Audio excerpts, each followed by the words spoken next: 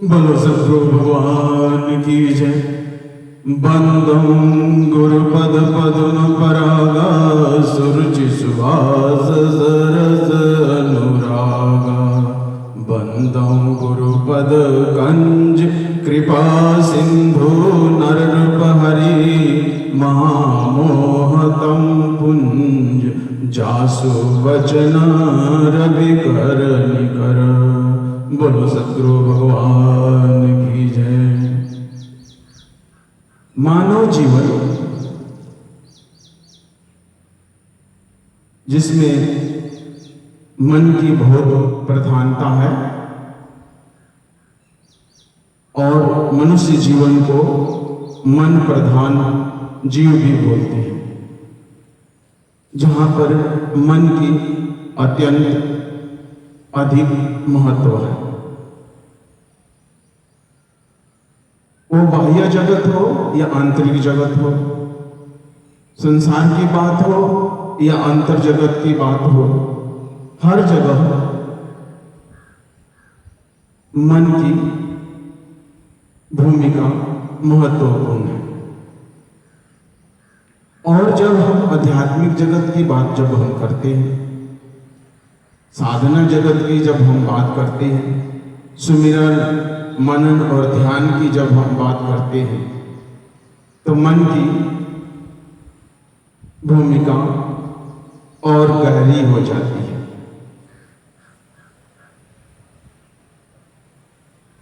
और अनेक योगियों ने, साधकों ने मन को कई भागों में बांटा है। तो आज जानेंगे हम मन की कुछ अवस्थाओं के बारे में। मन की 3 अवस्थाएं हैं, 3 स्टेजेज ऑफ माइंड। अब ये 3 स्टेजेज क्या है? पहला है विक्षिप्त अवस्था, दूसरा है एकाग्र अवस्था और तीसरा है निरुद्ध अवस्था। ये मन के 3 अवस्थाएं हैं, 3 स्टेजेज ऑफ माइंड। विक्षिप्त अवस्था प्रारंभिक स्तर में जब साधक साधना में बैठता है, साधना का अभ्यास करने की कोशिश करता है, तो प्रथम अवस्था में उसका मन अति चंचल होता है। मन की स्थिरता, मन की एकाग्रता बनती नहीं है।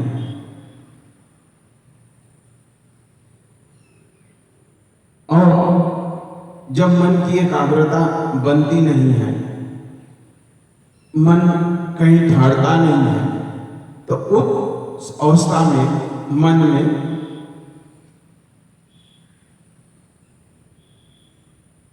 उल्लास नहीं होता है, उत्साह नहीं होता है, लगन और तत्परता आदि न होने के कारण चित्त के उबने जैसा, घबराने जैसा स्थिति पैदा होती है। लेकिन साधक अगर सजग और समझदार है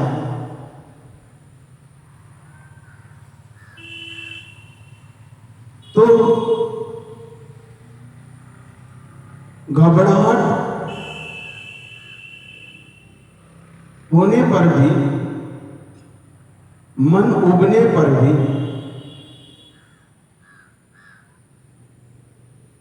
साधना छोड़ने का मन करने पर भी, साधना न करने का मन होने पर भी लाभ की आशा से दृढ़ हठपूर्वक, दृढ़ निश्चय करके हठपूर्वक जो साधना करता है, इसको हम कहते हैं साधना का प्रथम अभ्यास। साधना का प्राथमिक अभ्यास, जहां पर मन नहीं लगने पर भी लाभ की आशा से, अर्थात इस साधना से हमारा जीवन बनेगा, हमारे जीवन में सुख और शांति आएगी, इस आशा को लेकर के हठपूर्वक साधना में लगे रहता है, इसको कहते हैं साधना का प्राथमिक स्तर। जब साधना करते करते अभ्यास बढ़ जाता है, तब उकताहट या घबराहट नहीं होती, साधना अच्छी तरह होने लगता है, परंतु आनंद या उल्लास नहीं होता। वह अभ्यास मध्यम अभ्यास है, यानी कि मन तो टिकने लगता है, लेकिन उस साधना में जो है आनंद नहीं आता, वो मध्यम अवस्था है साधना में। जब अभ्यास दृढ़ होकर आनंद देने लगता है, जब साधना के लिए मन की चाह हो जाती है, यानी कि और अधिक साधना हो, मन चाहने लगता है कि और अधिक साधना करो,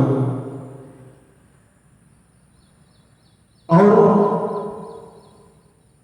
छोड़ने में बुरा लगता है, यानी कि अब साधना, पहली अवस्था में साधना छोड़ने की इच्छा हो रही थी, साधना नहीं करने की इच्छा हो रही थी।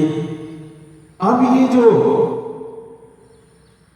तृतीय अवस्था आती है, इसमें साधना को छोड़ने से साधक को बुरा लगता है, अफसोस होता है, मन में अफसोस होता है कि आज हमने साधना नहीं की, या आज हमारी साधना अच्छी नहीं हुई, अफसोस होने लगता है।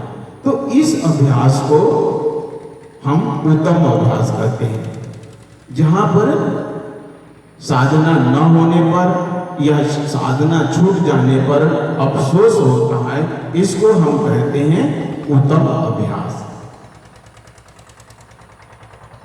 अब आता है एकाग्र अवस्था। साधना करते करते साधना में रुचि उत्पन्न होने लगती है। रुचि उत्पन्न होने पर साधना में स्वाद आता है। स्वाभाविक है कि जिस चीज में आपकी रुचि बढ़ेगी, जिस चीज में आपका इंटरेस्ट बढ़ेगा, वह कार्य अच्छी तरह से होगा और उस कार्य में आपको आनंद और खुशी आएगी। ये स्वाभाविक है। जहां मन लगता है उस कार्य में खुशी और आनंद, और वो कार्य भी अच्छी तरह से होता है। तो इंटरेस्ट जगने से कार्य अपने आप अच्छी तरह से होने लगता है। रुचि उत्पन्न होने पर साधना में स्वाद आता है, रस की अनुभूति होती है, मन चाहता है बराबर साधना चलती रहे। अब क्या चाहता है मन? पहली अवस्था में मन उब रहा था, मन में घबराहट हो रही थी, मन में उकताहट हो रही थी, साधना करने का जी नहीं कर रहा था। अब जब एकाग्रता अवस्था जब आती है तो इसमें क्या होता है कि मन चाहता है कि बराबर साधना चलती रहे। जैसे भोजन में रुचि होने पर भोजन स्वादिष्ट लगता है, खाने का मन करता है, वैसे ही साधना में जैसे पेट भर जाने पर कुछ समय के लिए भोजन में रुचि नहीं रहती है। तो जैसे कि पेट भर गया तो फिर भोजन में रुचि नहीं रहती है। वैसे ही इस क्षेत्र में, यानी कि साधना के क्षेत्र में वैसे ही होता है। कभी कभी मन भरा हुआ सा लगता है, साधना में रस आने पर भी साधना का प्रवाह रुक जाता है, यानी कि उस व्यक्ति को साधना में रस आता है, उसके बाद भी उस समय के लिए साधना से मन हट जाता है। जिसको साधक लोग अधिकांश कहते रहते हैं कि पहले तो साधना अच्छी हो रही थी, अब नहीं हो रही थी। तो ये अप्स एंड डाउन, इसको pause in speed, ups and down, pause in speed. ये जो पॉज इन स्पीड बाह्य जगत में भी चलता है और ये पॉज इन स्पीड आंतरिक जगत में यानी कि साधना के जगत में भी ये पॉज इन स्पीड की स्थिति आती है। ये एकाग्र अवस्था जब आती है उस समय ये चीजें महसूस होती है। तो इस अवस्था में साधक को धैर्य बनाए रखना है, घबराना नहीं है। वो एक अवस्था आएगी जहां पर साधना के लिए मन में फिर रुचि बढ़ जाएगी और साधना फिर अच्छी तरह से होने लग जाएगी। अब तीसरी अवस्था है जिसको हम कहते हैं निरुद्ध अवस्था। तो ये दो पहले वाली अवस्थाएं हैं। ये दो पहले वाली अवस्थाओं से गुजरने के बाद क्या मन की स्थिति होती है, इस प्रकार रुचि का साधना करते करते साधना में अनुराग पैदा हो जाता है, यानी कि साधना में आकर्षण पैदा हो जाता है। यही अनुराग रति का रूप धारण करता है। जब साधना में रति हो जाती है तब फिर कभी उसके रुकने का प्रश्न ही नहीं रह जाता। यानी कि अनुराग, रुचि, आकर्षण जब बढ़ जाता है तो फिर साधना वो साधक की रुकती नहीं है। फिर तो जैसे गंगा की अविरल धारा बह चलती है समुद्र की तरह, उसी तरह से साधक की साधना भी अविरल रूप से उस परम आनंद की तरफ चलती रहती है। इसकी विशेषता यह है कि नित्य नवीन आनंद की अनुभूति होती रहती है। कभी किसी भी स्थिति में चित्त उबता नहीं है। अब देख लो, जो पहली अवस्था थी, जो प्रारंभिक अवस्था थी, उसमें चित्त में घबराहट, थोड़ी देर में चित्त का उबना, मन का उबना, घबराहट होना, ये सब स्थितियां आती थी। लेकिन निरोध अवस्था आने पर ये स्थितियां खत्म हो गई। अब मन अधिक से अधिक साधना करने की तरफ कर रहा, प्रभु का चिंतन, सुमिरन और ध्यान करने की तरफ मन जा रहा है। तो अभ्यास से क्या करता है, मन बलिष्ठ होता है। Practice makes a man perfect. अभ्यास से मन बलिष्ठ होता है। तो आपको अधिक से अधिक अभ्यास करना है। जितना आप अभ्यास करेंगे, यानी कि जितना सुमिरन और ध्यान का जितना अभ्यास करेंगे, उतना अधिक आपका मन उस ईश्वर के प्रति, उस परम सत्ता के प्रति आकर्षित और अट्रैक्ट होगा। और फिर देखेंगे कि आपको साधना में क्या है कि आनंद आना शुरू होगा। और एक कहते हैं लक्ष्यायनी भक्ति। लक्ष्यायनी भक्ति का मतलब है हमेशा अपना मन अपने लक्ष्य की तरफ रखना है। अपने लक्ष्य से मन को जोड़े रखना है। और वह लक्ष्य क्या है हमारा? वह परमात्मा।